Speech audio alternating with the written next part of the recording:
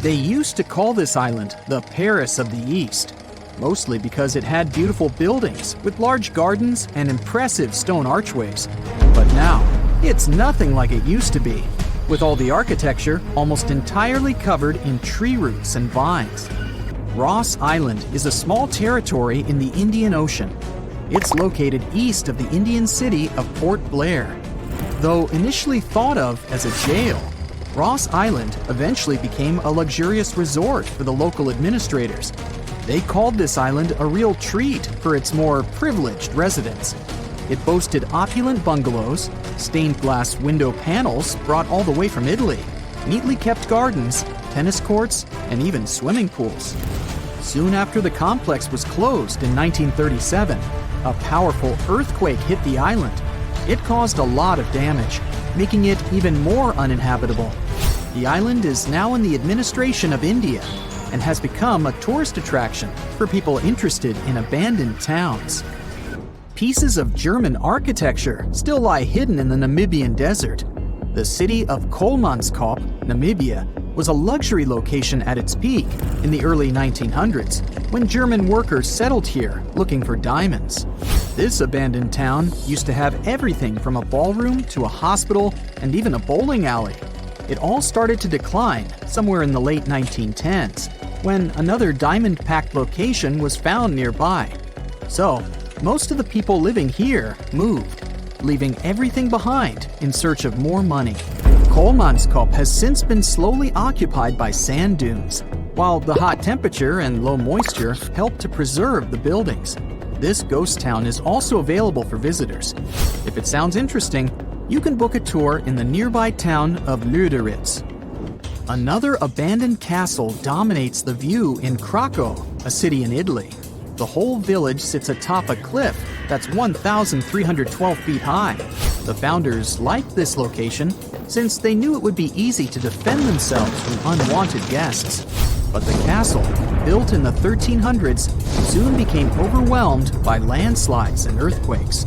Even though it has no residents anymore, the medieval city often comes alive during the various local festivals that take place here in the summer months. The locals also offer tours and tell amazing stories about the location. One of the highlights of the tour is a statue that seemingly came out of nowhere and now lies in a body of water. Hidden away in the Montana mountains, Garnet Ghost Town tells the well-known American story of the West's gold rush. The town's history goes back to the 1890s, when they found a lot of gold in the Nancy Hanks mine. During its glory days, Garnet had almost 1,000 residents. Even though it's in a relatively secluded location, it had saloons, hotels, stores, a school, and other features of a regular little town. In 1905, when most of the gold had already been taken away, most mines were left behind, so only a couple of hundred residents stayed in Garnet. The final straw came in 1912, when a fire damaged most of the town's buildings. So, by the 1940s, Garnet was completely abandoned. It soon became a hotspot for treasure hunters looking for furnishings and artifacts. That was until a preservation campaign started in the 1970s. It ended with the town being declared a historic district in 2010. To this day, Garnet is one of the best preserved ghost towns in the area. Hashima Island is another abandoned location that tells us that when people leave, nature takes over. This mysterious place was even featured in a James Bond movie because of its ghostly landscape. It used to be a well-known spot in Japan for undersea coal mines, as it was opened in 1881.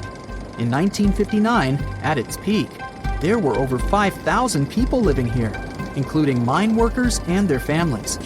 As soon as the mines started going dry, sometime in 1970, people started to slowly depart the island, leaving it completely abandoned in 3 months.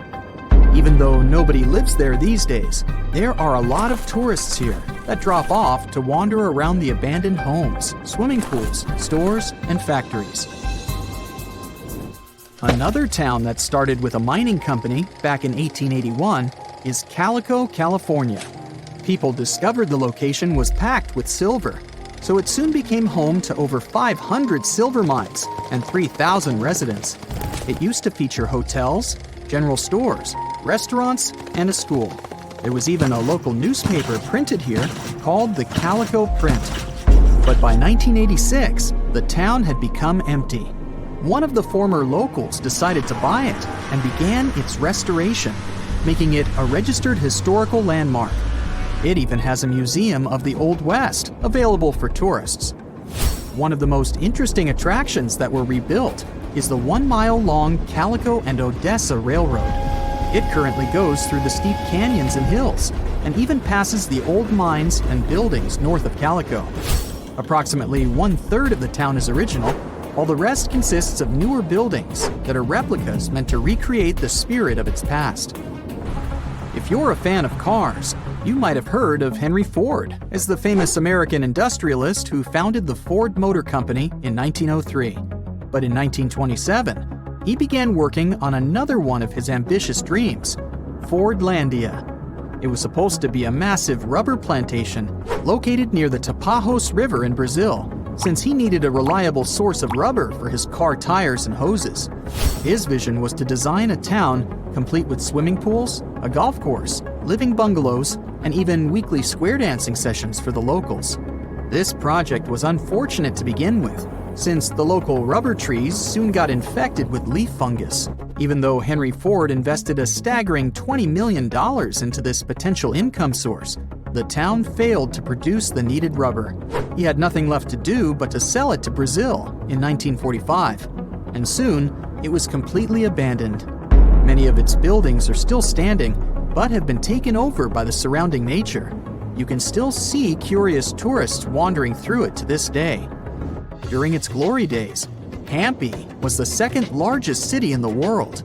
Looking at its ruins today, it's hard to imagine this Indian city used to be filled with temples and bazaars, and that it served as an important center of the Mauryan Empire in the 14th and 15th centuries. It was destroyed in the 16th century, but it still has beautifully preserved forts and markets. It became part of the UNESCO World Heritage in 1986, aiming to protect its buildings, such as the Lotus Mahal, a stone structure that was carved to resemble a lotus flower opening to the sun. A tourist village was constructed back in 1920 along the shore of Epicuén, a salt lake about 370 miles southwest of Buenos Aires in Argentina. It was designed to provide people with a busy city life a breath of fresh air near the restorative salt waters of the nearby lake. It was soon equipped with a railroad station and ended up having a population of more than 5,000 residents. The project was also destined to fail soon enough, as the unusual amount of rain at that time caused Lake Epicuén to swell. In 1985, the water took over the local dam, and the town was flooded. The waters were so deep that they even reached a depth of 33 feet in 1993. They only began to recede in 2009 and left behind the remaining buildings, literally encrusted in salt.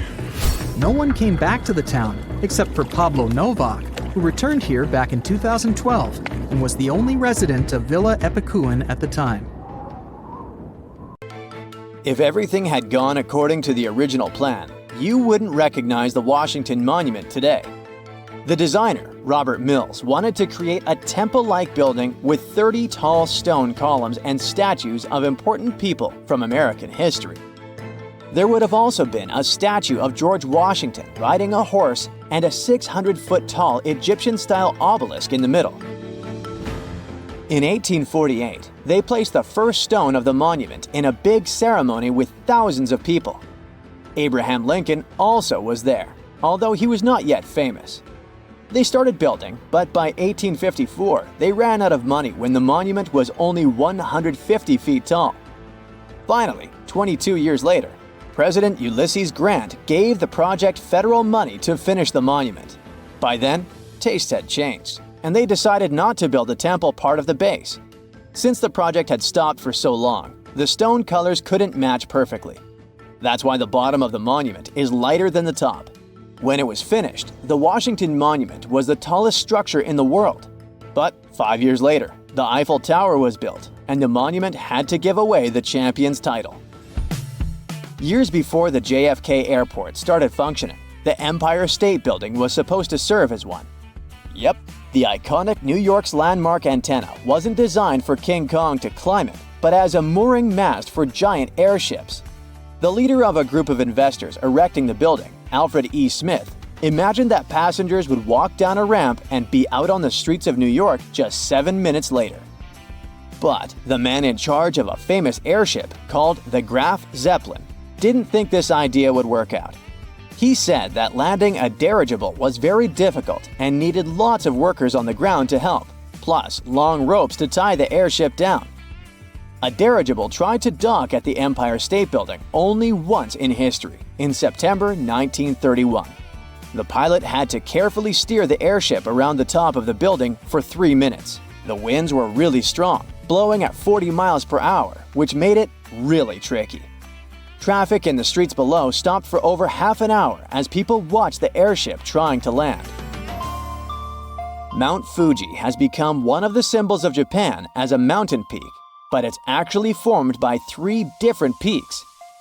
There's a legend that says Mount Fuji was created in one night by an earthquake in 286 before the Common Era, but geologists believe it's much older. The first of the peaks began developing about 700,000 years ago.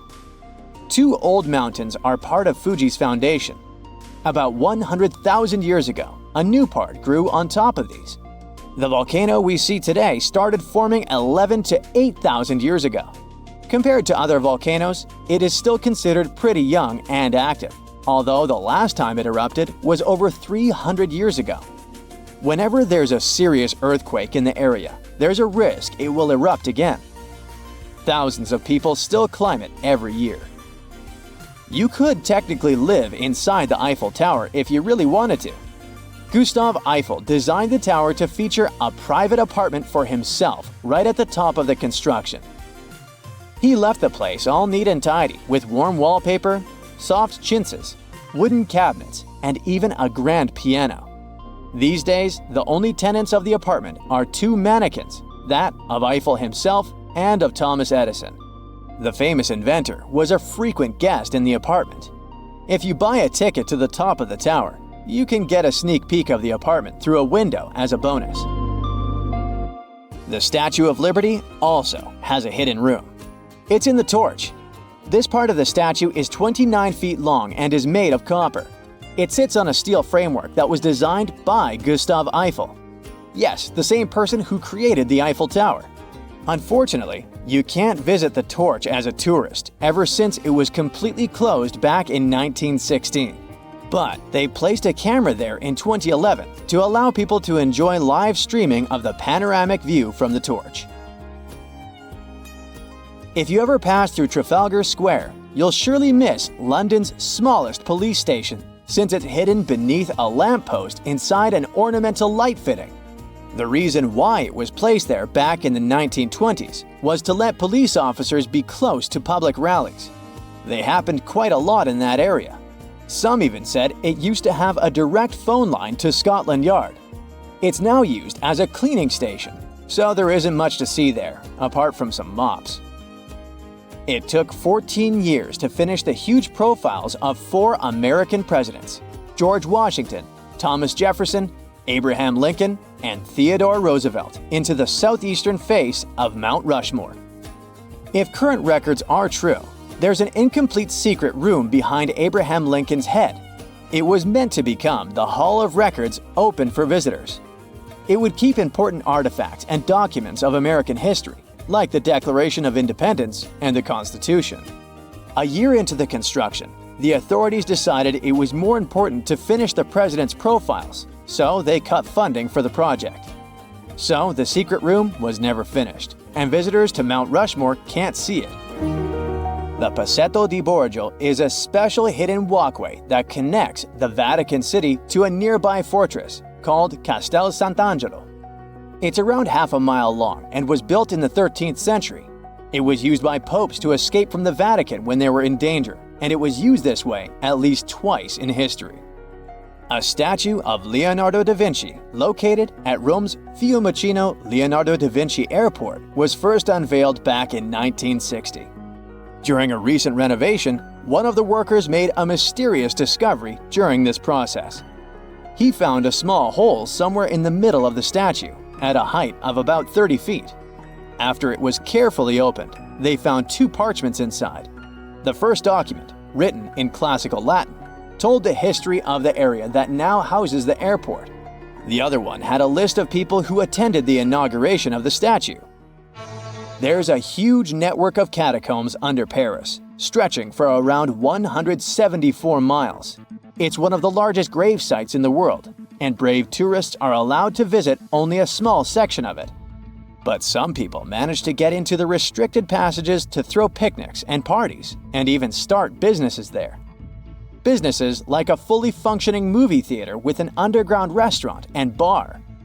The law enforcement officers who found it believe it must have been built by some secret society.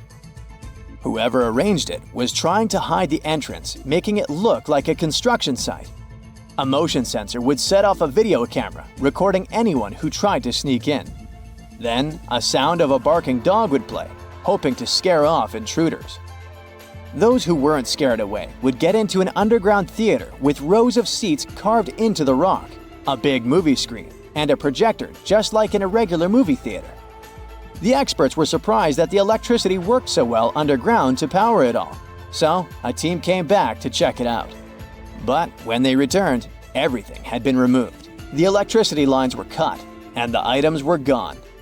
All that was left was a note saying, "Do not try to find us." When you think of theme parks, you normally imagine laughter and fun times. But once they're closed and abandoned, now that's a whole different story. Let's take a look at some of them. You decide to take a trip to New Orleans to visit Six Flags. When you arrive there, you discover the theme park is deserted. The sign that says "Closed for Storm" is still standing. You're feeling adventurous, so you let yourself pass the crackling gates. Is it chilly in here, or is it just me? You walk past a swimming pool, and it looks like there's someone in there. You get closer and, oh no, it's an alligator. Better run and leave that thing alone. You keep exploring the site. The park took inspiration from the city's French architecture, but today the buildings are dirty, the windows are all shattered, and there are unusual items everywhere. Say, what is this vintage rollerblade doing here? The park closed during the hurricane, and it was left standing under 7 feet of water. No wonder the metal rides are all rusty now. This carousel doesn't look too inviting to me. We'll have to come back another time. Hey, at least you got some cool-looking pictures, right? Let's make this next one even more exciting. Imagine you plan to visit Dada Park at night. Somewhere in the countryside of Belgium, you'll find a creepy theme park derelict from many years ago. You have nothing with you but the floodlight on your phone. You see the entrance of a bridge and start to make your way across. The bridge sways and creaks. Just FYI, you are crossing one of the longest hanging bridges in Europe. You made it through. Whew. The surrounding woods are terrifying, and several deserted attractions start popping up along the way. The forest has taken this twirling swing set. This huge slide would probably break if you tried to use it now. The park is in terrible condition. No wonder they closed it down due to security reasons. Best to leave it now and come back in the daylight. Your next stop is Wonderland Eurasia, also known as Anka Park in Turkey. The theme park opened in March 2019 but closed shortly after. Once inside the gigantic complex, you stumble upon what looks like an empty warehouse but ends up being an indoor roller coaster. Everything was left intact and is as good as new. You even take a quick sit on one of the roller coaster carts, perfectly lined up for the next ride. If you're feeling really adventurous, you can walk on the rails of the indoor coaster. Just be careful not to fall down. Oh, over there are the Flintstones. It's almost like a childhood deja vu here in the youngsters section of the park. On the horizon, you see what looks like the Jurassic World and decide to check it out. There are neglected statues of huge T-Rexes and fake skeletons of dinosaurs lying across the floor. Unlike the other derelict parks, everything here is new, which makes it all the more strange. Nara Dreamland was meant to be Japan's Disney World, but the project failed over time. Today, it's inhabited by moist ivies and strange birds. To get in, you'll pass a drawbridge and head into a pastel-colored castle. Your heart might beat faster than usual when you pass a fog-covered roller coaster. Was that meant to be the Matterhorn? Yup. Everything about this place says you shouldn't be there. Tossed on the park's floor, you'll see reels of tickets and misconfigured stuffed animals. How about walking into an empty diner? It's bizarre how the tables and stools are still in place. Strolling through what was once a gift shop, you'll see empty shelves and an old-school cash machine. I'd say you better leave before anything comes out of here. Now, if I say Joyland, what do you imagine? The name says it all, right? But if you decide to visit Joyland today, I bet you'll have a very chilling time. Down in Wichita, Kansas, you'll find a once famous but now empty theme park filled with eerie sights. A pale blue slide in the middle of a forest? Check. Empty warehouses straight out of a horror movie? Check. A wacky shack that looks truly wacky? You bet. But if you visit it on a good sunny day, I'd say the park is weird but still has some beauty. Joyland was built in the late 1940s. It carries a vintage aura that goes well with the neglected atmosphere. Hey, look at this rusty yellow Ferris wheel with a stripped ticket box in front. I dare say it's almost charming. The Magic Harbor Amusement Park is not that magical after all. Just outside of Myrtle Beach, South Carolina, you'll find an old theme park left to nature. Here, bumper cars are not bumping anymore. If you get into a hedge maze, you'll probably never find your way out of it. I'm not sure what you'll see running around amongst the rusty rides, so good luck if you're planning a visit. If you're looking for somewhere to cool down on a hot and sunny afternoon, how about Disney's River Country? Just kidding. You're definitely not going to want to get in the water there. The park was built in the 1970s and closed in 2001. Pay a visit to the Whitewater Rapids on foot instead of floating down the fake river. You'll have about 330 feet to stroll along a very bumpy pathway. Maybe you'll see hanging tires that served as swing sets out in the bay. You can even try zip lining if you trust the cable. To add a little more creepy to this story, the park was closed down due to a dangerous bacteria that thrived in warm bodies of water. Are you sure you don't fancy a swim? When you think Italy, I bet you think pasta and pizza, and a leaning tower somewhere. Well, in the south of Italy sits the empty Miragica amusement park. The entrance still says welcome, but people stopped coming a few years ago. The site is covered in grass everywhere. The toy-like architecture is still there. Beneath the forgotten rails of an open-air roller coaster, you can almost hear the screams of excitement of people on the ride. This part of the park is usually prohibited, but there's no one around to control that now. It might be scary to be here, but adrenaline sure is running high. This next theme park is vacant only during a certain time of the year, but it still gives the true heebie-jeebie vibes. You have to catch a train from the city and travel to the end of the line till you reach the park. Coney Island is a seasonal park, open only from the middle of spring to the middle of fall. If you want to catch its unnerving vibe, you have to visit in winter. Then, you'd walk through the rows of empty stalls with the fairy string lights still hanging above your head. It looks frozen in time as all the rides lay shut down. Speaking of which, sometimes it gets frozen for real. Under many inches of snow, Coney Island is a little less disturbing. Then again, snow does have that effect on landscapes, but the park is empty and deserted nonetheless. I bet it's a great photo op. Now, be sure to tell me in the comments which abandoned amusement park you found the creepiest. Hey, you know me, I won't be checking any of these out. I'll let you go first. In the 80s, David Mazurek from Michigan decided to buy a farm not far from Mount Pleasant. The previous owner was showing David around his new property when he noticed a large, weird-looking rock. It was handily used to keep open a barn door. Mazurek inquired about the origins of the doorstop, and the farmer explained it was actually a meteorite. It had arrived at the property with a loud bang back in the 30s.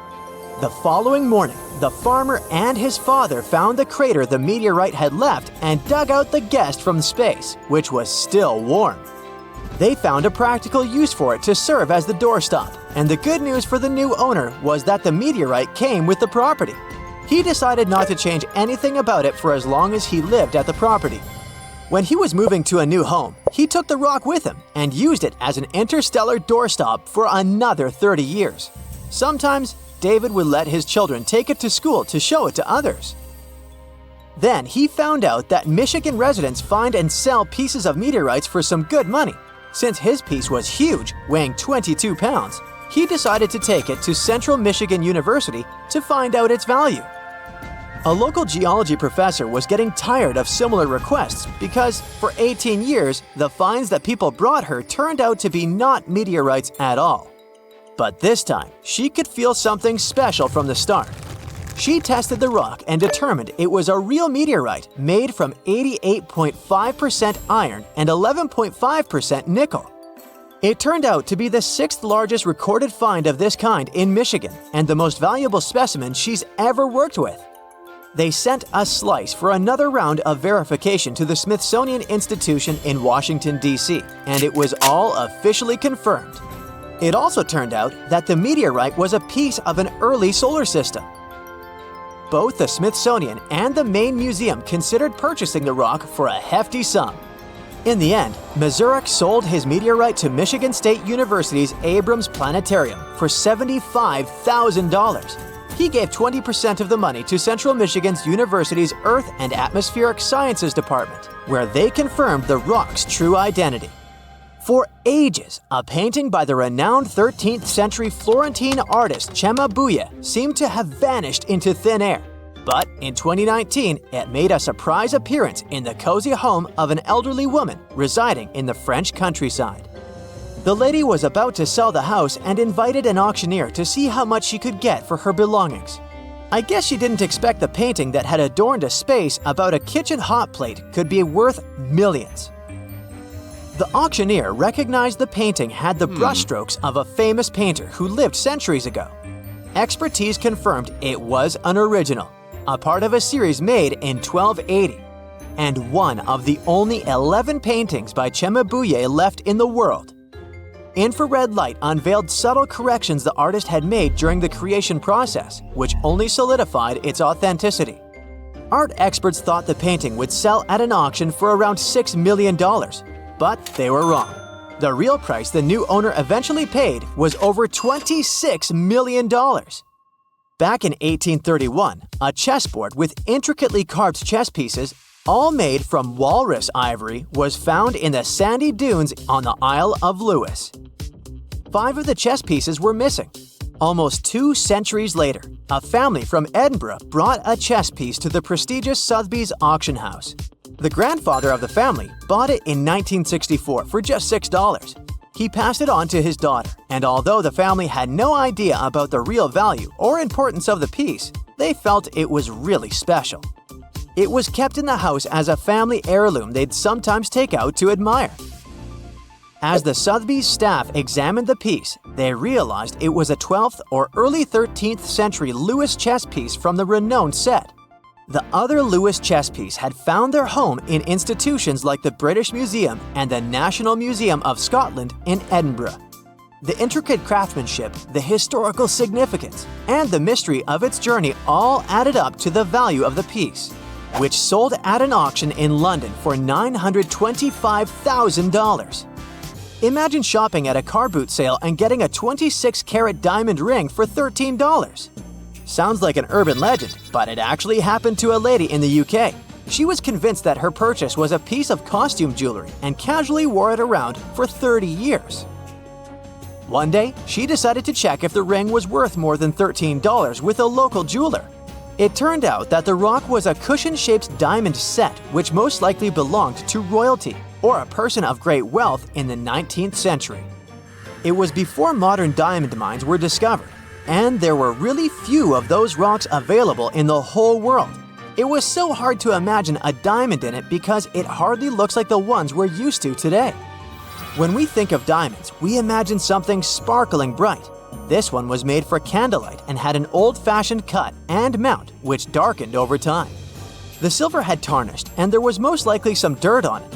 The ring was sold at Sotheby's fine jewelry auction in London for almost $850,000. Experts believe it's not the end of its journey.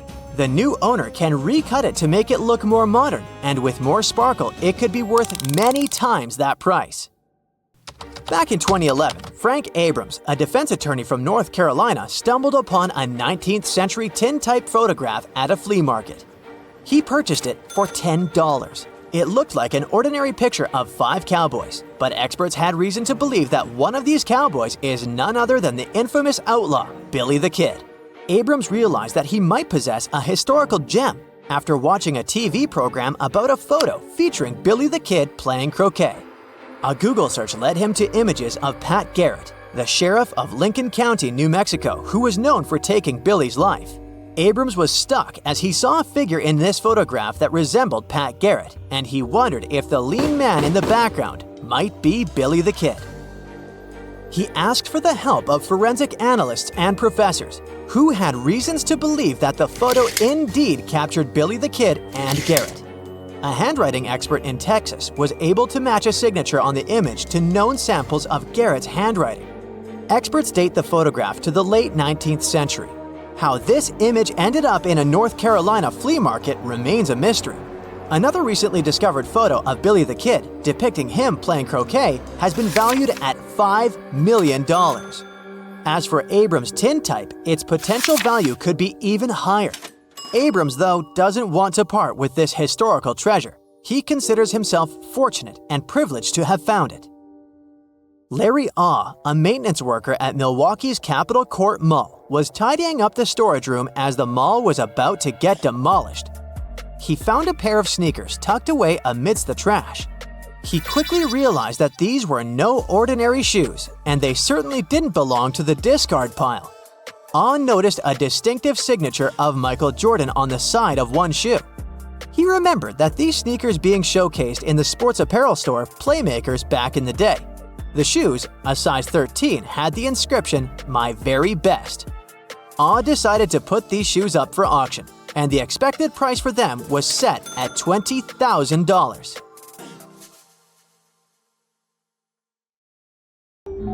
Are you afraid of the dark? There are some places where you don't want to be in. Deep inside the mines is already scary, but it's the stories behind it that make my skin crawl. The Ringwood Mine in New Jersey might sound like a typical mine for some people, but for others, it's a place that no one wants to go. It was once a thriving mine with one of the largest iron productions in the world. More than 100 years ago, in the early 1900s, people abandoned the mine, and it's still open for curious tourists to take a peek. During its heyday, thousands of workers would get up every day and prepare themselves to work in very dangerous conditions. The mine was prone to cave-ins and various accidents that happened regularly. People were getting underpaid even though they knew how dangerous it was to be there. Think less than a single dollar per day to get dirty and without sunlight for most of your day. But that's not the reason why people nowadays avoid it. It's because there were reports of paranormal activity down there. Some of the locals claim they heard footsteps and voices originating from inside the mines years before it was abandoned. Some people saw figures walking around their homes while holding lanterns in their hands, something which was very common back in those days. Although people have claimed to hear these strange noises, there's no evidence to suggest that it was anything paranormal. Back in those days, between the 1800s and the early 1900s, there weren't any proper treatments or precautions for safety and health. People needed to work, and this was a quick way of earning money. No one ever thought about being down a mining shaft was scary or not. Imagine you're one of those workers who are about to finish your shift when the lantern above you starts to die out. You get some matches and try to ignite them, but no luck. After a while, you realize that it's just you down there, and everyone else has left. You pack up your gear and make your way out following the string of lights that were placed strategically so that no one gets lost down there. As you make your way through the narrow path, you start hearing voices coming from behind the walls. At first, you don't think much of it considering the reverberation of sounds within the mines. But then, you listen closely and realize that these sounds seem like they're literally coming from within the walls that are too thick to be heard from outside. You glue your ear to the walls and hear someone call your name. You jolt and run towards the mouth of the cave. However, the lights are flickering and the voices are getting louder and louder. The voices are jumbling together, creating an incoherent mix of weird gibberish and what appears to sound like someone chanting your name. Your heart is racing and you're sweating profusely. You don't really know where you're going since everything looks the same. Suddenly, you hear the sound of rumbling coming from the belly of the mine, and then silence. Everything is black. That's what it would feel like if you were a miner during those days. Back to the creepy stories. In West Riding, England, the name Oak's Pit strikes fear into the local community. The people of Barnsley remember that the mining site was one of the mining disasters in British history on December 12, 1866. The gases inside the mines ignited a fire, causing a major explosion. The fire spread and raged on for many days, destroying the mining equipment and wooden supports that were built. Finally, around 100 tons of coal collapsed into a crater at the mouth of the shaft, sealing it for good. However, very recently, people began to notice something strange. Quite recently, a team specialized in otherworldly phenomena decided to investigate the site to try and figure out what happened there. They got around to see if there was anything left that they could communicate with. In the end, the team concluded that this place was indeed freaky. There wasn't enough evidence to prove that the place was haunted. During the early 1900s, there was a silver rush in Alaska in the western part of the Wrangell Mountains. The Tonopah Mining District, which is now a museum, was part of a park that hosted plenty of buildings, such as a blacksmith shop and a hospital, among others. While there isn't any particular story like the previous ones, this mine is known to be haunted. There are plenty of theories behind it. Some say it's ancient spirits occupying the mines, while others say it's from the prospectors who used to work there. Either way, you can easily get a guided tour in and around the area, even at night if you're brave enough to go. Mining has always been a part of human history. The first metals to have ever been mined were gold and copper. Some scientists have found evidence of copper pipes to be more than 5,000 years old. Copper was necessary for the next stage of human advancement, as it helped us with technology for defending ourselves and trading. Ever heard of the term luck of the Irish? That's actually a mining term during the gold and silver rushes in Western America, when most of the luck was going to the Irish miners who were finding everything. In 1863, the Vulture mine in Arizona was thriving with gold, as if the name of the mine wasn't creepy enough. Up until 1946, it was producing millions of ores of gold, but in between, the mine closed for certain times. Many investigators decided to look around the mine to see if there was anything strange happening inside. According to them, they heard some noise coming from above when they were inside. The locals of the area later chased them out since they were trespassing. The Atlas coal mine opened and closed quickly between 1936 and 1979 in Alberta, Canada. The coal was mined to produce electricity and heating. The mine was known for having 2 shafts, both of which were connected by a tunnel at its base.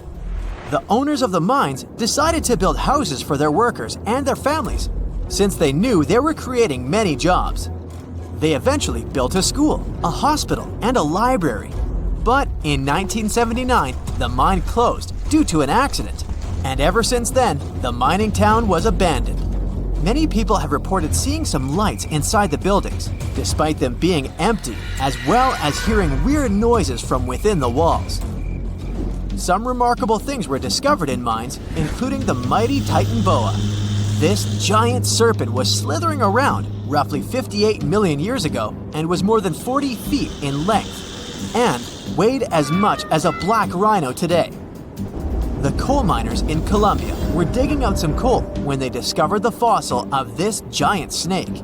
Initially, they thought it was an anaconda, but it was much bigger than that. Imagine making that discovery. Now, imagine roaming through a mine and discovering antique European cars dating back to the 1930s. In 2016, a Belgian teacher was going through a French mine when he discovered the tunnels which led to the cars. It's believed that they were kept there as a secret stash, but no one claimed them back. Even though they're all rusty, their value certainly didn't drop. If you ever wanted to visit the world's largest freshwater dive resort, then we have the Bonne Terre in a lead mine in Missouri to thank for that. It was a fully functioning mine up until 1962 when it shut down. The company that was operating it pulled the plug, including the water pumps. Slowly but surely, water began to rise and fill the mine, and by the 1970s, the 3 lowest levels were completely submerged. It then became known as the world's largest underground freshwater lake, and was named the Billion-Gallon Lake. Most of the mining equipment is still underwater, and there are dozens of miles to discover. Count me in! I bet you've heard of the infamous Bermuda Triangle. However, there is a lesser-known sibling that could be even more unsettling than its counterpart. The Bridgewater Triangle, located in Massachusetts, is a small but intense hotspot of paranormal activity. Cryptozoologist Lauren Coleman coined the term back in 1983 to describe this 200 square mile area that encompasses eerie points in Abington, Rehoboth, and Freetown. Within its borders lie numerous towns, including Bridgewater, from which it draws its name. For those brave enough to explore, there is even a guidebook available detailing the creepiest sites within the region. You can start your trip with King Philip's Cave in Norton. Legend has it that Wampanoag leader Metacomet, aka King Philip, used to hang out there during his epic rebellion against the British in the 1600s. And now, some brave souls swear they've seen ghostly lights and heard phantom drums in the cave. But if ghost hunting isn't your thing, how about checking out the Hockomock Swamp in the Bridgewater Triangle? People claim to have spotted everything from Bigfoot to giant birds and snakes around the lake. And there are also rumors of phantom fires and ghostly lights to keep you on your toes. It's like a paranormal party out there. And if you prefer real-life creepy tales, you've got to swing by the Solitude Stone in Bridgewater. Tucked away by the Nunkatesset River, this stone carries a haunting story dating back to the 1800s. A local minister carved a mysterious poem on it, and over the years, it's become a hotspot for ghost hunters and history buffs alike. Located in Australia, the Monte Cristo homestead may appear as a charming Aussie home from the outside, but looks can be deceiving. Behind its closed doors lies a sinister story that has led to its reputation as the most haunted house in Australia. It was originally owned by Christopher Crawley, who made his fortune with the Railway Hotel in Junee. Dark events occurred within the walls of the Monte Cristo homestead. The Crawley family resided in the late Victorian-style mansion perched atop a hill overlooking the town. Tragedy struck with the demise of Christopher in 1910 and his wife Elizabeth in 1933. Upon the family's departure in 1948, the house fell into disrepair and was left abandoned. The Ryan family later purchased the homestead and worked to restore it, only to discover they were not alone. Strange occurrences such as unusual animal behavior and encounters with mysterious lights and ghostly figures prompted the Ryans to believe the house was haunted. Legend has it that at least 10 spirits roam the halls of Monte Cristo homestead. You can choose from a variety of ghosts at the haunted house: a young kid who was dropped by a nurse down the stairs, a maid who plummeted from a balcony, or a stable boy who tragically passed away in a fire. The most active spirit is the caretaker's son, who was discovered chained next to his deceased mother and remained chained for 4 decades. As of now, the house functions as a bed and breakfast, providing dinner and a ghost tour detailing its dark history. Braver guests have the option to stay overnight in the eerie residence. Located in the quaint town of St. Francisville near New Orleans, Myrtle's Plantation is a historic mansion with a 125-foot veranda and a grand foyer adorned with a magnificent French crystal chandelier. The mansion has a dark past, with 10 people having lost their lives within its walls. As a result, there have been numerous reports of ghost sightings, including the infamous Chloe, a spectral figure wearing a distinctive green turban that haunts visitors in their rooms. Other reported ghosts include a young girl peering through a window, a kid bouncing on beds, a soldier, a voodoo priestess, and the ghost of a previous owner. Despite its reputation as the most haunted house in America, Myrtle's Plantation, just like Monte Cristo Homestead, now operates as a charming bed and breakfast with 21 accommodations. Visitors can take ghost tours during the day or opt for more popular and spine-chilling evening tours. In addition, a restaurant on the property offers fresh, locally sourced cuisine to guests. Originally built in 1824, the Italian-style horseshoe-shaped opera house in San Juan, Puerto Rico has been a prominent fixture in the city's cultural landscape for over a century. Despite rumors of paranormal occurrences, Teatro Tapia is a must-see due to its distinctive architectural beauty. According to local legend, the theater is haunted by two ghostly figures. One is a woman in a red dress who appears in box 105 before disappearing, while the other is an actress who tragically fell on stage in the 1800s and is said to perform for invisible audiences before vanishing. They say her ghost wanders through the theater, occasionally singing on stage and causing doors to slam shut backstage. Although these ghostly tales cannot be confirmed, the theater's 200-year history leaves room for speculation. The Castle of Good Hope is the oldest building in South Africa, built between 1666 and 1679 by soldiers, sailors, and whatnot. The main purpose was to protect people living there. But apparently, it turns out to be a place that scares each and every person who visits it. You may say it's all just vivid imagination and there's nothing paranormal about this place, but here's the deal. Many people claim they heard voices and steps in the dungeon. Plus, the bell in the bell tower is said to ring sometimes. But it's not really possible for the bell to ring as the tower was bricked some centuries ago. There's a legend, though, that explains the eerie ringing. They say a soldier settled scores with life there, and it must be his ghost ringing. But wait, it gets even spookier. There's a ghostly black dog that likes to scare people, a tall glowing man who jumps off walls, and even a lady from the 18th century who still plays host to important guests. Today, the castle is a military museum and a spot for traditional ceremonies. The place is full of untold secrets waiting to be uncovered. Known as the Giant of Loire Valley, this French castle is seriously impressive. It has 7 floors, 204 rooms, loads of portrait galleries, and even its own opera house that fits 200 people. Originally built as a fortress back in the 11th century, it even got royal visits.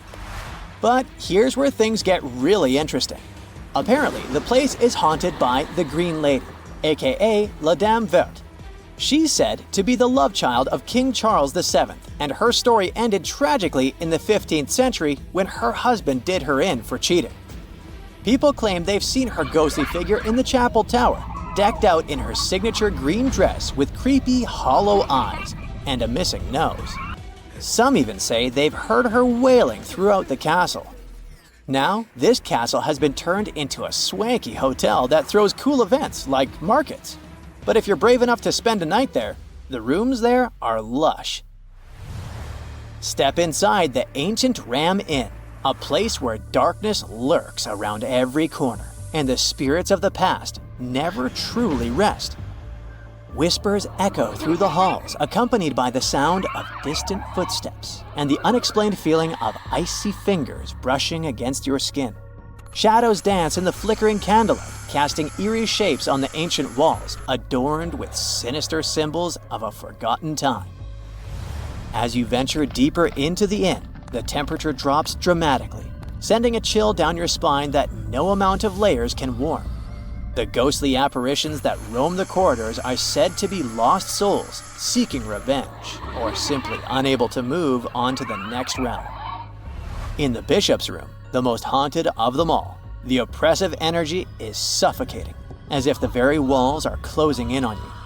But despite the overwhelming sense of fear and dread that permeates the inn, there are those who are drawn to its darkness like moths to a flame. They seek out the thrill of encountering the unknown and the rush of feeling the presence of the supernatural up close and personal. How do you imagine it is to work as a lighthouse keeper? Probably like an introvert's dream. You're alone on a rock in the middle of the sea with nothing but the raging waves and the light to keep you company. But being alone can have its downside too. No one will know if something happens to you. And that was exactly the case with the keepers of the Flannan Isles Lighthouse. It was a fine and calm day on December 15th, 1900. In such weather conditions, lighthouses aren't crucial for the safety of passing ships, but it was still noted as a bit odd by the Arctur, a steamer passing by the Flannan Isles on its way to Philadelphia, that the lighthouse on Eilean Mor was not operational. The ship's captain noted it in his log and left it at that. It was only 3 days later, when the Arctur arrived to the port of Leith, that the strangeness was officially reported. A ship was immediately rigged with a relief lighthouse keeper, Joseph Moore, to be delivered to Eilean Mor. But the weather had been bad since the day before, and it couldn't set sail for more than a week. Finally, on December 26th, the relief boat Hesperus arrived at the lighthouse. But even as they approached, they could tell it's not been maintained this whole time. The lighthouse had normally been manned by 3 people, James Ducat and Thomas Marshall, the regular keepers, and Donald MacArthur, the occasional who has been substituting for another keeper on sick leave. There was a 4th too, a rotating man who was on store at the time. The Hesperus crew, however, was met by no one. Normally, at least one of them would have been waiting for the ship on the dock. That was the first sign of trouble, but by far not the last. Upon arrival, James Harvey, captain of the ship, also noticed that there was no signal flag on the flagstaff to welcome the relief boat, and all the supply crates had been left on the landing while they should have been inside. Harvey blew the ship's whistle. No reaction. A flare was fired in the air. No effect either. The sense of unease grew on the Hesperus, so Moore decided to deploy a boat and go on shore alone to investigate. It was ominously quiet on the island. The lighthouse stood dark and lifeless, only seagulls keeping it company. Moore went on to explore the territory and the building itself, and what he found unsettled him even further. There was no sign of the keepers, not even a trace left. Both the main gate and the entrance door to the lighthouse were closed. The beds were unmade, and most eerily, the clocks stopped. That meant the men were absent for more than a week. Pensive and alarmed, Moore returned to the ship and took 3 volunteers back to shore to further investigate. Inside the lighthouse, they saw other signs the keepers left in a hurry. There was an overturned chair near the dinner table, and 2 of the 3 protective oilskin coats were missing. The 3rd was still on the hook, which was very strange. The weather during the past week was terrible, so why would one of the men leave the building without protection? And in any case, the rules dictated that there should always be at least 1 keeper on the post tending to the lighthouse. For all 3 of them to leave at once, something terrible must have happened. When the men returned to the Hesperus, Captain Harvey used the telegraph to send a note to the Northern Lighthouse Board. It said that a dreadful accident had happened at the Flannans and that all the keepers had disappeared. His guess was that the poor souls had been swept away by the raging sea or had fallen from a cliff. Harvey's requested an official investigation to be conducted, and on December 29th, Robert Muirhead, a Northern Lighthouse Board superintendent, arrived to do just that.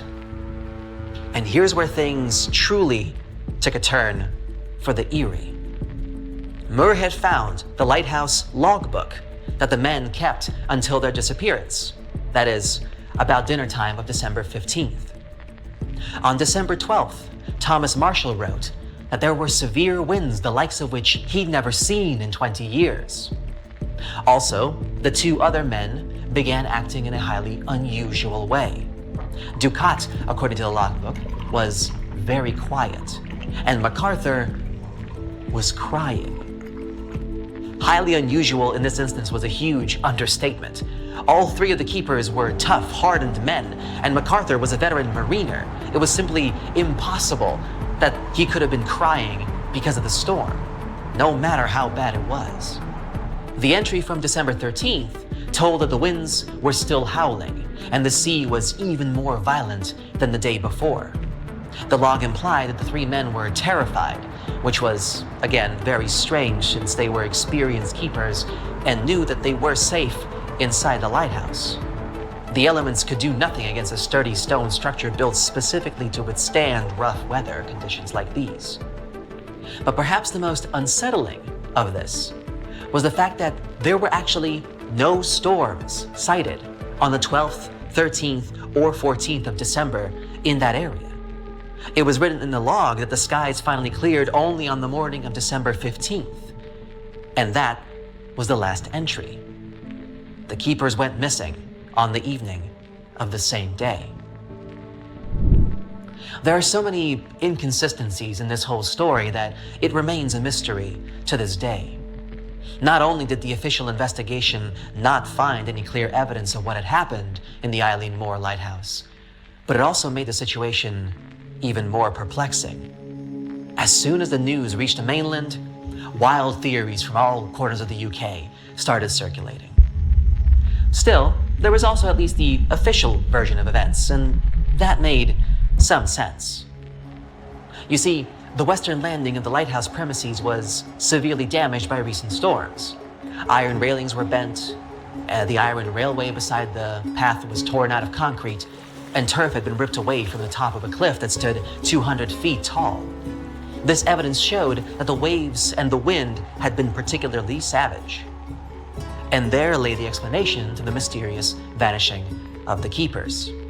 On the 15th of December, two of the men must have gone out into the storm to secure the box on the western landing which contained mooring ropes.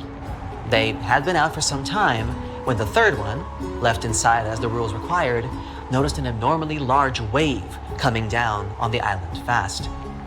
Deciding there was no time to waste, he leaped to his feet, overturning the chair he had been sitting on, and rushed off to warn the other two of the imminent danger. He was in a big hurry, so he didn't stop to grab the oilskin coat on the way out. But apparently, he was too late. When he reached his fellow keepers, the wave had already reached the island, and as they were all dangerously close to the edge, it swept them all from the landing. Seems a plausible enough theory, but there are a couple of gaps in it. Firstly, it doesn't explain where the storm even came from. The keepers disappeared in the evening of December 15th, and by all accounts, the weather that day was fine, and the sea was calm. Even the keeper's own logbook confirmed it. So, how would a huge wave appear on that day without any warning? And secondly, again according to the entries in the lighthouse logbook, the damage to the western landing had been done before the men's disappearance. So, they must have witnessed the mayhem, but had not in fact gone out into it. Since 1900, many more theories have been born, including one about a freak wave washing away one of the men and the others being swept away by subsequent waves while helping him. Also, some theorized that a big wave might have entered a narrow gully by the western landing and burst back with force, pushing the men who were trying to secure their equipment over the edge. In this theory, the third keeper was also running to help his colleagues but suffered the same fate as them. But whatever hypotheses were given, credible or nonsensical, none of them have given us any clue as to what really happened to the three bold men from Eilean Mor. Who knows? Maybe someday the truth will be discovered? What do you think caused the lighthouse keepers to disappear from the island? Let me know down in the comments. If you learned something new today, then give this video a like and share it with a friend. It used to be one of the most prosperous ancient cities. It had features that were unthinkable for other locations during the Bronze Age, like water systems and intricate architecture. Yet somehow, it didn't become famous. What's even more mysterious is that at some point, it became abandoned. Mohenjo-Daro was a thriving city during the Indus Valley civilization in the Bronze Age. It had a population of at least 40,000 people. It was close to Mesopotamia and Egypt in terms of social, cultural, and economic features. Despite this, it's lesser known than the more famous cities in these regions, like Babylon or Memphis. It was eventually abandoned by 1700 BCE, and the reason for its abandonment and the fate of its inhabitants remains unknown to this day. In 1911, archaeologists discovered the ancient city of Mohenjo-Daro after hearing reports of some unusual buildings in the area. However, local Indian authorities dismissed them as not having any historical significance, and the site remained untouched for several more years. It wasn't until 1922 that a local specialist believed he had found a buried local monument at the site. This led to large-scale excavations and the eventual naming of Mohenjo-Daro as a UNESCO World Heritage Site in 1980. The remains uncovered showed us that Mohenjo-Daro was an incredibly modern city for that time. It is considered the best preserved ruin of the Indus Valley. One of Mohenjo-Daro's most impressive features was its advanced sanitation system. Unlike in Egypt and Mesopotamia, where such appliances were only for the rich, Mohenjo-Daro had hidden toilets and covered drains throughout the city. Excavations have uncovered over 700 wells, as well as private baths and a large communal bath. Remarkably, even private homes had toilets, and waste was efficiently disposed of through a city-wide sewage system. The people of Mohenjo-Daro were highly aware of their surroundings. As the city was located near the Indus River, they built a strong defense against floods by using clever drainage systems. Over the centuries, they produced beautifully crafted pottery, jewelry, figurines, and other items that were traded as far as Mesopotamia and present-day Oman.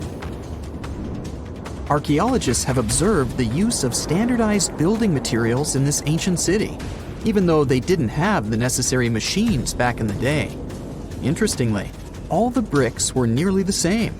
This shows great attention to detail in the city's design, as using consistent bricks creates an elegant look in the spaces within the city. People living in this area used the Indus Valley script to communicate with each other. This mysterious alphabet might be the key to unlocking more secrets from Mohenjo-Daro. It was a language that used symbols instead of letters and had over 400 signs. Problem is, we're still trying to figure it out.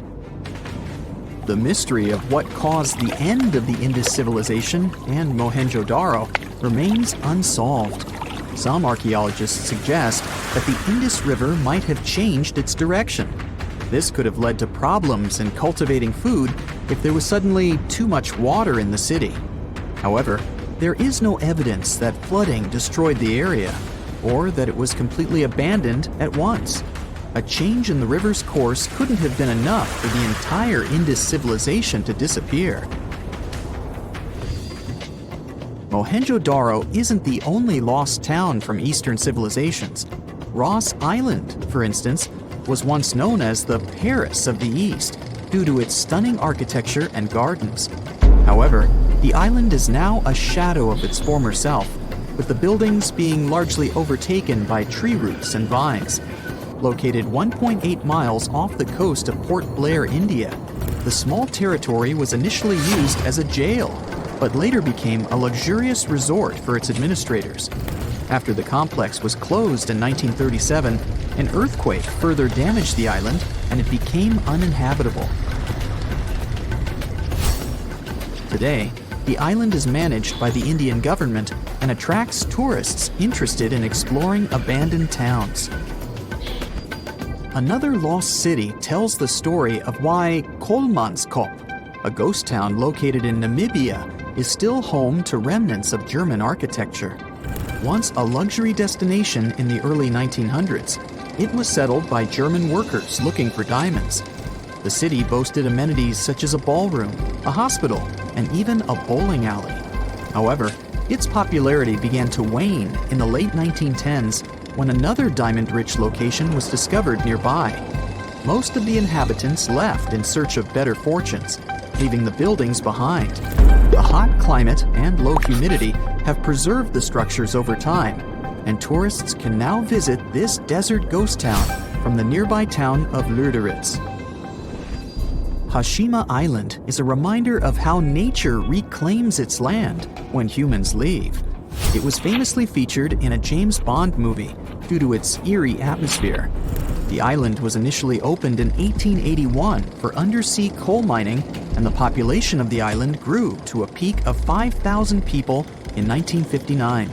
Unfortunately, the mines closed in the 1970s, and people began to slowly leave the island, resulting in complete abandonment in a period of 3 months. Now, the island is a popular tourist destination as visitors explore deserted homes, swimming pools, stores, and factories. The discovery of gold in a creek near Bannack, Montana in 1862 caused the population of the town to grow from a few hundred to thousands in a few short years. Unfortunately, this rapid expansion was followed by a sharp decline because more gold had been found in other areas nearby. As a result, Bannack was eventually made the first territorial capital of Montana, but only held the title for less than a year before being replaced by Virginia City. The state of Montana later acquired most of the land in 1954 and made it Bannack State Park. The ancient city of Petra, located in Jordan, was fascinating because it was half built, half carved into the rock and surrounded by mountains. It's a popular tourist destination these days, but at one point it was abandoned too. Many things led to its decline, like bad government and changes in how people traded.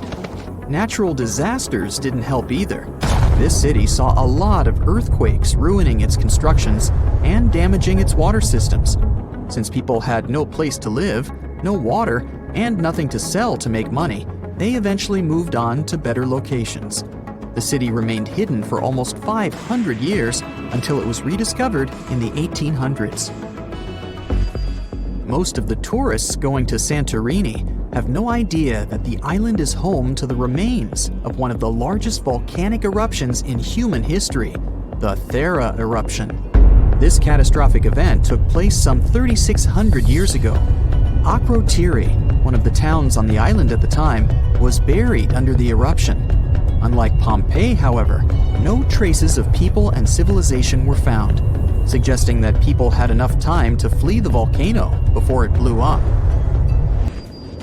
Henry Ford, the renowned American industrialist, created the Ford Motor Company in 1903. In 1927, he began working on a grand project, Fordlandia. His goal was to construct a massive rubber plantation near the Tapajos River in Brazil to provide a steady supply of rubber for his car tires and hoses.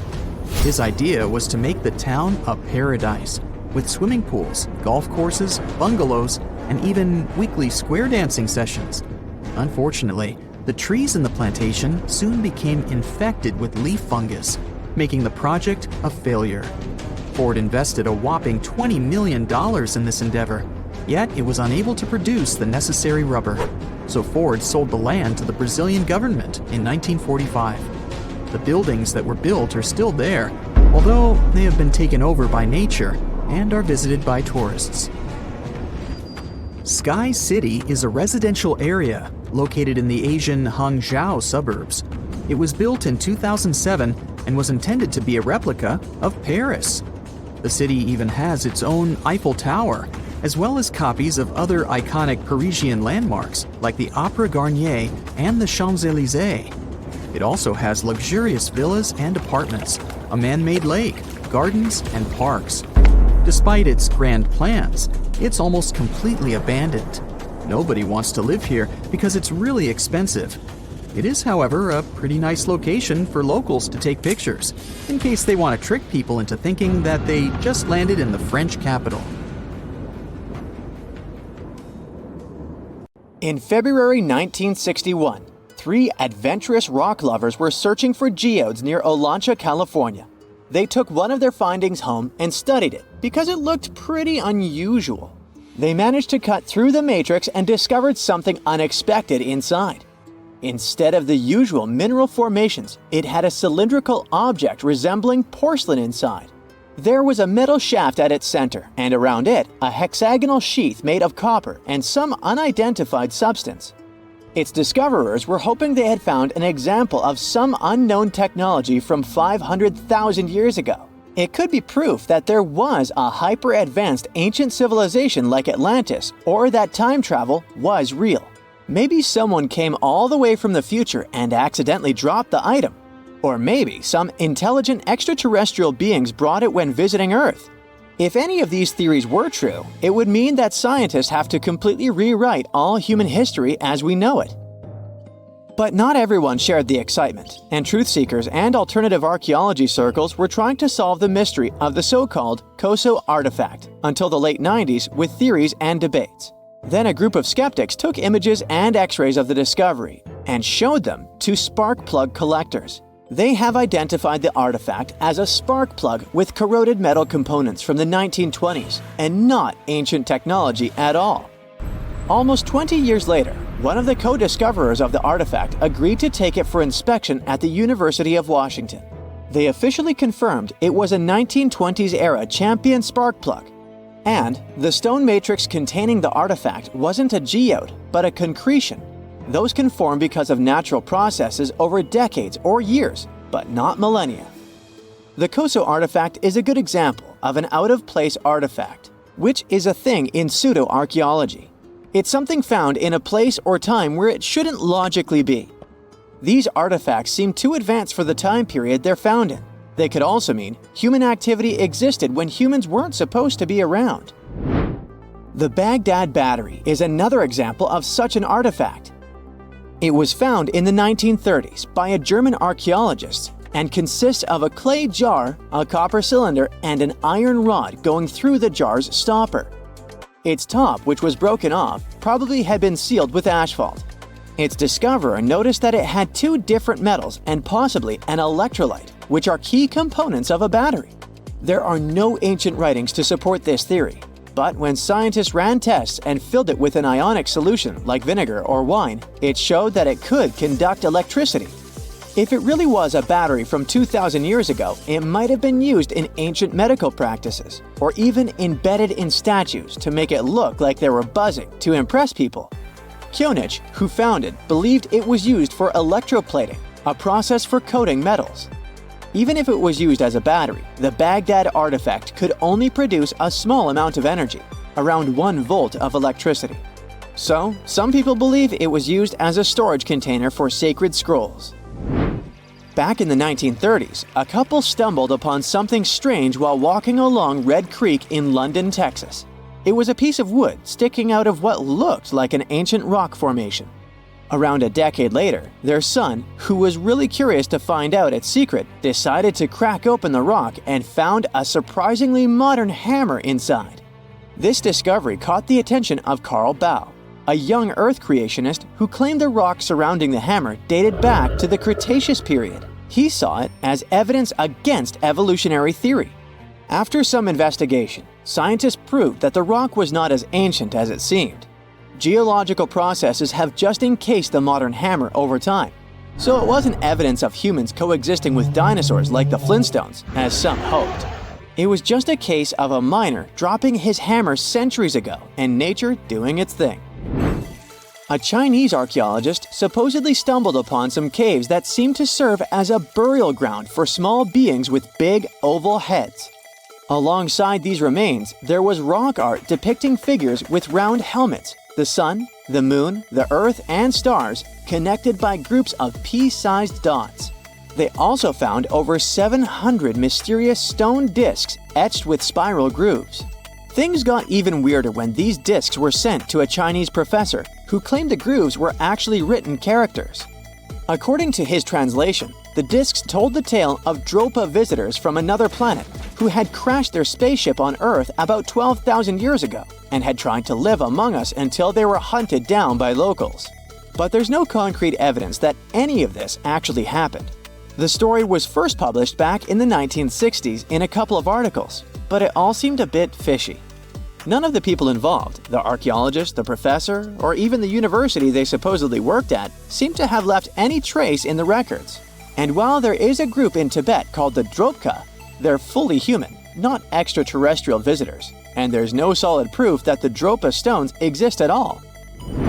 In a remote part of China, there are some bizarre pipe-like formations known as the Beigan pipes. A local explorer found them back in 1996, protruding from Mount Beigan and along the shores of Tosan Lake nearby. Some people thought they were the work of ancient guests from other planets. When samples of the pipe material were tested, they contained mostly common minerals, but there was a mysterious 8% of unknown stuff. Special testing revealed that these pipes had been there before humans. Chinese geologists later visited the site and suggested that these pipes were formed naturally over time. It could be sediment piling up in the fissures in the earth, or even fossilized tree roots from the area's lush past, but it's not certain. There's a mysterious terracotta head in Mexico with a hard-to-pronounce name, discovered back in the 1930s during a burial excavation. This head looked a lot like fancy Roman statues, so it wasn't clear what it was doing in Mexico. For some reason, the discoverer kept it secret for several decades. The head was found in a pyramid with 3 floors about 40 miles from Mexico City, alongside gold, copper, and pottery. Some argue that if this head really is many centuries old, it could mean the Romans or some other civilization had made it to Mesoamerica before Columbus did. There are also drift voyage theories mentioning a shipwreck after which some artifacts and survivors made it ashore. Some suggest that this figurine head was a little souvenir brought over by the Vikings. But there's no solid archaeological proof of the Vikings meeting the folks in Mesoamerica. There are some artifacts floating around, but none of them have been stamped as undeniable evidence of pre-Columbian contact. So the mystery of how this head ended up where it did remains unsolved. While digging a trench along a river in Romania, workers found a wedge, which is now famous as the aluminum wedge of Ajud, or the object of Ajud. Right next to it, there were some mastodon bones. Those distant relatives of elephants lived 11,000 years ago, so the wedge is probably of the same age. The cool part is that it's made of aluminum, a metal not even discovered until the 1800s. This material requires serious heat to produce. The wedge is also covered in a thick layer of oxide that's been sitting there for hundreds of years. Some folks believe this wedge must have crash-landed here on a spacecraft from some other planet. Some scientists think it's all a hoax, and others suppose it might be a human-made object with an unknown purpose. It might come as a surprise that the most expensive piece of art in the world isn't the most famous, though they were both crafted by Leonardo da Vinci. Let's start with the one you've surely heard of, the Mona Lisa. About 10 million people gather to see it each year, curious about her intriguing smile. But it was another of his paintings, Salvator Mundi, that took the record for the most expensive art piece ever sold, $450 million at a Christie's auction. The buyer was a Middle Eastern prince who decided to discreetly snatch this painting back in 2017. Probably because it's controversial. For starters, some experts have their doubts about whether Da Vinci really painted it. They say it doesn't quite match the famous painter's usual style. Now, this doesn't mean that the Mona Lisa is cheaper. In fact, it's considered priceless. Some have said it might be worth over $1 billion, but it's hard to make an estimate. Plus, the Louvre Museum, where it's currently displayed, would never let it go. They get loads of visitors each year, and most of them are there to see the Mona Lisa. So, eventually, they make way more money from all those visitors than they would ever make from one payment. They've even gone as far as skipping the high insurance costs of the painting. The strategy is to invest in preserving the artwork. In case it ever gets damaged, no amount of money could replace it anyways. Now, you may wonder, what makes art so valuable? It depends on who you ask. But there are some factors to consider when assessing the value of, say, a painting. Like its age, condition, popularity of the artist, or its backstory. Take the Mona Lisa. It used to be considered a mundane painting up until the 19th century. The fact that it was stolen from the Louvre at one point also added to its mystery and value. When you add the fact that Picasso himself was also called in for questioning regarding the painting's whereabouts, it's easy to understand why Mona Lisa gained so much popularity. The most expensive contemporary painting, however, was sold for a bit over $20 million. It's by a Dutch-American artist who crafted Interchange, this abstract landscape, back in 1955. The artwork features a large pink area that's supposed to look like a lady lying down. There are also splashes of blue, yellow, and orange outlining the woman. By looking at these two paintings, the Mona Lisa and Interchange, we see obvious differences when it comes to style. Older paintings were more about a realistic look, making you feel like you got nature itself trapped on the canvas. Artists were good at classic techniques like mastering the perspective and anatomy of characters. On the other hand, contemporary art is freer, combining different techniques. A good example is abstract painting, like the work of Picasso, for instance, which looks nothing like our reality. He's the pioneer of an art movement called Cubism. Imagine painting like you're making a puzzle with shapes and colors.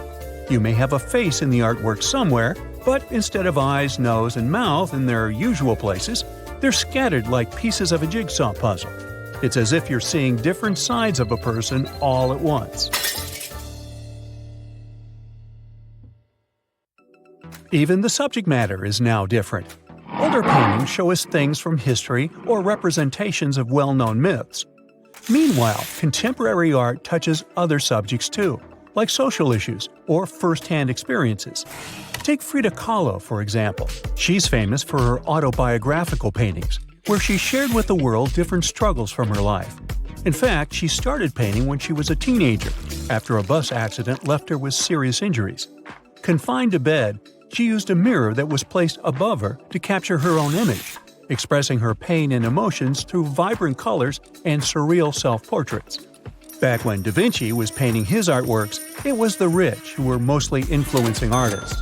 Most of the time, people with means would commission paintings to send out a clear message or simply out of vanity. Contemporary artists can paint whatever they want. The problem is gathering an audience and selling your pieces. And it's not just the paintings that have changed over the years. If you're a fan of sculptures, you might have noticed a difference too.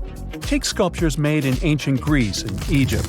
Sculptors back then were focused on perfection and ideal proportions. They also used materials like marble and bronze and crafted their pieces through carving and casting. Today's sculptors have a larger variety of materials: plastic, fiberglass, resin, you name it. If you're feeling creative, you can try all sorts of different art challenges at home too.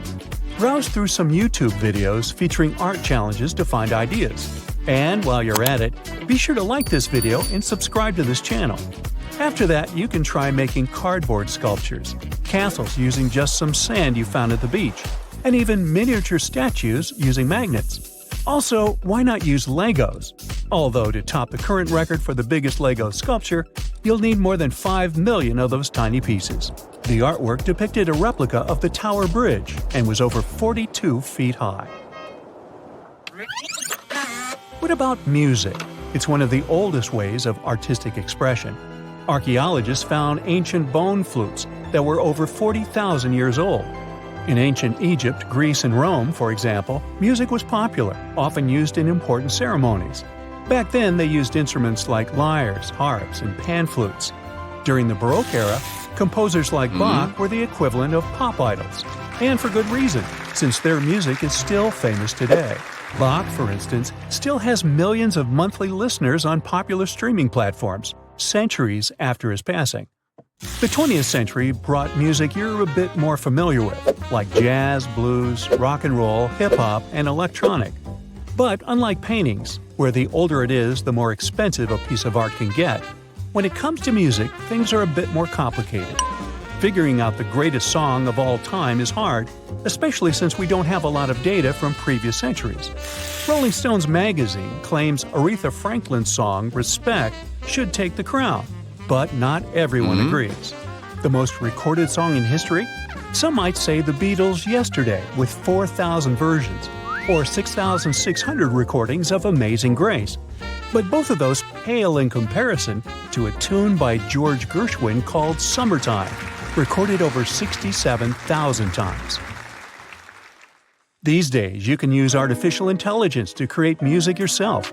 And here's how this software works. Most of it relies on deep learning.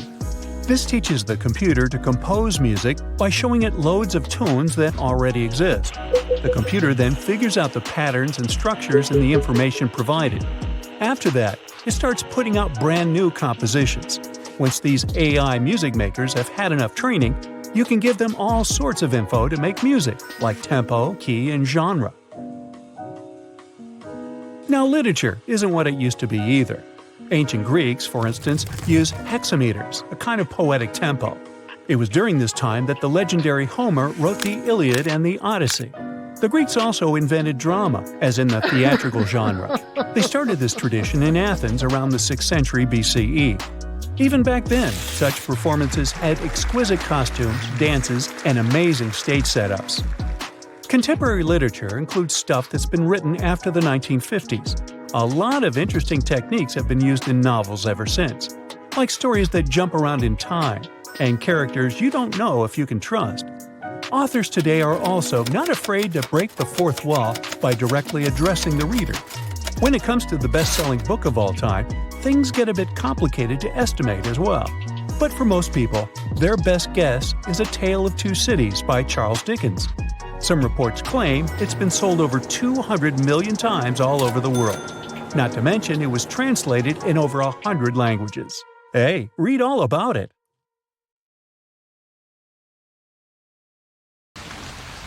No matter what happens, don't stop! We almost got it! Two treasure seekers are digging frozen ground in a cornfield at night. It's raining hard, lightning is flashing, but these two guys keep working. And now the shovel hits something solid. No way! A treasure chest! They start digging faster and find a piece of a ship's engine. What the? Far from the seas and lakes, somewhere under the fields of Kansas City, they found a giant sunken ship. How is this possible? Now you'll see. Some people spend their lives searching for shipwrecks with treasures underground. One of them is explorer David Hawley. He's been looking for such ships far from the seas, rivers, and oceans for many years. He does this because he likes the feeling of adventure. The holds of these ships may contain chests of gold, antiques, and artifacts. And you can get a lot of money for them.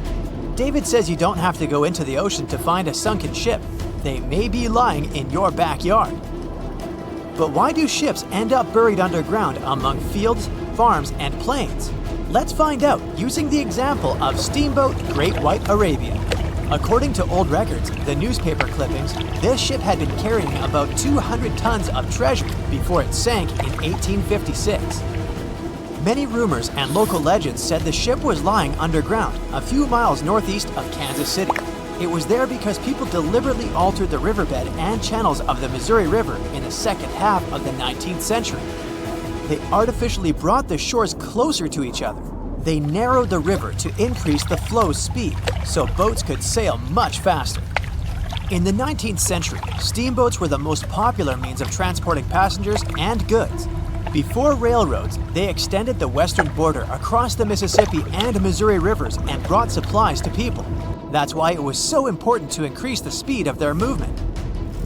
So, on September 5th, 1856, Arabia was sailing along such an estuary. It came across a snag sticking out of the water. A piece of log quickly flooded the ship. Fortunately, all passengers were evacuated. But the steamer and its precious cargo reached the silt bottom of the Missouri River in a few minutes. Several years had passed. Everyone forgot about the vessel. During this time, the course of the Missouri River had changed. But Arabia remained under the wet, muddy bottom. The soil level above it was getting higher, and the ground was losing moisture.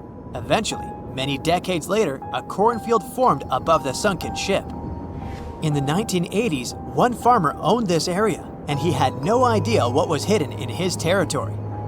David Hawley carefully studied the history of the sunken ships of the USA. He knew that hundreds of steamers had gone underwater all over Missouri, but most of all, he was interested in Arabia, as there were rumors that it was filled with gold and other valuable things. The territory of cornfields in Kansas was vast, but David Hawley knew how to search properly. In 1987, he started working. First, together with his brother and father, they collected all the clippings from old newspapers they could find. They were looking not only for information about the steamer, but also for maps of the Missouri River. They tracked its historical changes, checked the dates, and identified a large area where the steamer sank. Next, they used electromagnetic testing and other geological stuff to study the soil and find the right place. They searched for differences in ground moisture and density. Then, they went through the territory with powerful metal detectors. And so, by the fall of 1988, they had determined the location of the steamer. Arabia was the size of a football field. This gigantic vessel lay 45 feet underground, 4 stories down. But before they started excavating, they had to ask the owner of the cornfield for permission. For the farmer, this news was a big surprise. He agreed, on the condition that the excavations would be completed by spring so that he could sow a new crop. Digging a giant ship in winter is much more difficult and expensive than at other times. It includes additional equipment, electricity, and heating costs. The team worked day and night. They financed the excavations out of their own pocket. Each invested more than $10,000 and took out a bank loan. Finally, they noticed the first details of the ship. The shovels hit the huge engine boilers and the deck. The goal had been achieved. Most of the cargo lying inside the sunken ships is covered with rust, shells, mud, and is badly damaged. The contents of Arabia were in excellent condition, considering that the ship had sunk 130 years prior. Unfortunately, they didn't find the chests of gold. Still, they got several tons of other valuable cargo. Household items of people who lived in the middle of the 19th century. It was a time capsule. The ship was carrying supplies for hundreds and thousands of people, and all these things were perfectly preserved. For example, they could clearly see the brand stamp Goodyear Rubber Company on one rubber shoe. The longer the excavations continued, the more things David and his team found. In the barrels, they found plates from the 19th century. They were intact and usable. Also, there were clean clothes, thousands of pairs of shoes, harpoons, frying pans, and umbrellas. The ship was carrying cargo to supply about 16 small towns. Yes, it's not gold, but such artifacts are also precious. The contents of the ship could be worth millions. However, the crew wasn't going to sell these things. They made a museum on the site of a former fruit market in Kansas City. If you go there, you will immediately feel like you're in a department store of the 19th century. There are thousands of items in good condition. Even the matches here are dry enough to light up. It took David many years to present the entire collection from the steamship. He values each of the items and doesn't want to sell them. Anyone can come here, pay for a ticket, and find themselves in the past. Who knows, maybe there's an old ship hidden in your backyard too. Geologists found an older vessel in the hot desert of Namibia in 2008. This ship sailed back in the days when pirates scared sailors on the seas, and now it's inside a dried-up lagoon. The ship sailed from Lisbon in 1533 and disappeared with the crew near a small diamond mining town. After almost 500 years, the hull had been badly damaged. Only the carcass of the ship remained, but the treasure hidden inside the vessel stayed intact. They carefully studied the boat for a long time, trying not to ruin anything. And then, 5 days later, they found a big old chest in the hold. Carefully opening it, they found gold coins there. Thus, the cost of the ship was estimated at about $10 million. The exact cause of the shipwreck is unknown, but experts believe the ship was destroyed by heavy cargo and bad weather. It went to the bottom of a lagoon that later became a desert. Some find an airplane in their backyard, others discover a ship, and one man found a passage to an ancient secret city in his house. This happened in Turkey in 1963. The owners of the building decided to make repairs. He went to his basement and knocked down the wall to turn this place into a living room. And so, behind one wall, he found a tunnel leading underground. The man thought it was some kind of a secret chamber. He went down there and realized it was something much more than that. It was an ancient city 18 floors deep. People built it in the years 780 to 1180 as a refuge from weather disasters and the invasion of enemies. This place also includes many underground tunnels that stretch for several miles in different directions. People could get to the town from different points using secret passages leading to these roads. The city can accommodate about 20,000 residents, livestock, and tons of food supplies. Archaeologists have also found a chapel, schools, stables, and public kitchens there.